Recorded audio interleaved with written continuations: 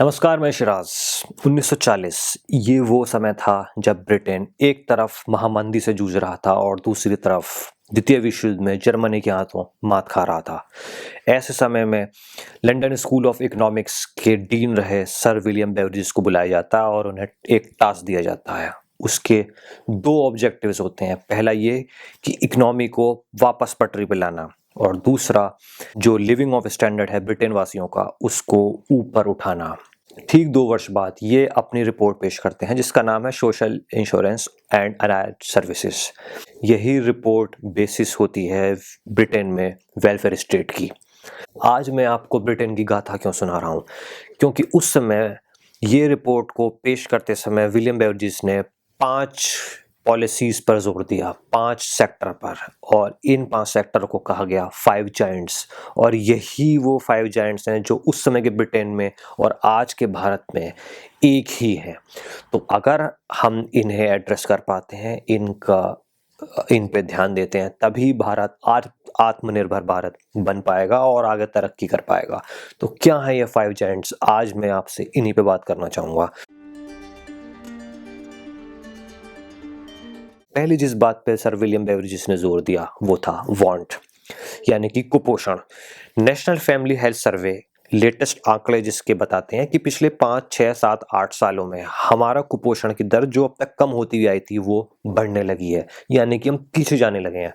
ये उस देश की बात हो रही है जहां सबसे अधिक कुपोषित बच्चे पाए जाते हैं। नंबर 2, इग्नोरेंस, यानी कि एजुकेशन। एजुकेशन कैसी हो किसी देश की, ये बहुत बड़ा अपने आप में सवाल रहता है। हाल ही में असर की रिपोर्ट बताती है कि 5वीं कक्षा का छात्र दूसरी कक्षा के छात्र की परेशानी, प्रॉब्लम, सवाल हल नहीं कर सकता है। हाल ही में पेंडेमिक के समय ये बात साफ हो गई कि जो डिजिटल डिवाइड है ये और ज़्यादा बढ़ गया है। अब कक्षा 6 का छात्र कक्षा 2 के छात्र की समस्याएं हल नहीं कर सकता। नंबर 3, इडिलनेस, यानी कि unemployment. Labour force participation rate घटने लगा है, यानी कि वो व्यक्ति, वो यूथ जो नौकरी में नहीं है या नौकरी पाने के इच्छुक नहीं है, उनकी तादाद कम होने लगी है, इसीलिए अनएम्प्लॉयमेंट रेट बढ़ने लगा है। तो जो हमारा डेमोग्राफिक डिविडेंड था अब तक का, जो हमारी खूबी थी, हम अपनी पॉपुलेशन को यूज कर पा रहे थे कामों में, वो हम नहीं कर पा रहे हैं, और ये डेमोग्राफिक डिविडेंड डेमोग्राफिक बॉम्ब में बदलता जा रहा है। चौथा, स्क्वेलर, यानी कि इनएडिक्वेट हाउसिंग। आप दिल्ली, मुंबई, चेन्नई, बेंगलोर के अर्बन क्लासेस में अगर आप जाएंगे तो आपको वो बहुत अच्छे घर आपको देखने को मिलेंगे, लेकिन उनके पास ही आपको झुग्गी, बस्ती, इस तरीके की चीज़ें आपको देखने को मिलेंगी। यही बात उस समय के ब्रिटेन में भी थी। तो आपको एडिक्वेट हाउसिंग की बेहद सख्त ज़रूरत होती है। नंबर 5, डिजीज़, यानी कि हेल्थ इंफ्रास्ट्रक्चर। पिछले 8-10 महीने में जो हमने देखा, आपने देखा होगा, आपने सुना होगा, पढ़ा होगा अखबारों में, न्यूज़ चैनलों पे, क्या हमारा हेल्थ इंफ्रास्ट्रक्चर कहाँ स्टैंड करता, तो मुझे बताने की इसमें ज़्यादा आवश्यकता नहीं है। और ख़ास तौर से तब जब जो देश अपने जीडीपी का 1% से भी कम इस हेल्थ इंफ्रास्ट्रक्चर पे खर्च करे, उसके बारे में बात करना बेमानी होगा। हमसे ज़्यादा नेपाल, भूटान, श्रीलंका खर्च करते हैं, उनका हेल्थ इंफ्रास्ट्रक्चर हमसे बेहद अच्छा है। देखिए, सवाल ये नहीं कि उस समय का ब्रिटेन जो कि एक कैपिटलिस्ट कंट्री था, वो एक सोशल, एक वेलफेयर स्टेट की बात करता है, उसकी पॉलिसी को इम्प्लीमेंट करता है। सवाल ये है कि जो आज का भारत है, not so called capitalist country, क्या वो इन पॉलिसीज पर काम कर पा रहा है उस बूस्टनेस के साथ, उस तेजी के साथ? ये एक बड़ा सवाल है। दूसरी बात, मीन्स और एंड्स।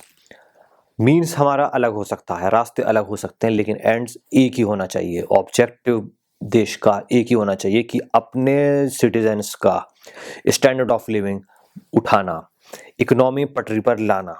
सरकारें आएंगी जाएंगी, इसीलिए मैंने कहा आज कोई सरकार है, कल कोई और होगी, रास्ते अलग अलग हो सकते हैं, पॉलिसी डिफरेंट हो सकती है, इसीलिए मैंने पॉलिसी पे बात नहीं की, मैंने एम की बात की, ऑब्जेक्टिव की बात की।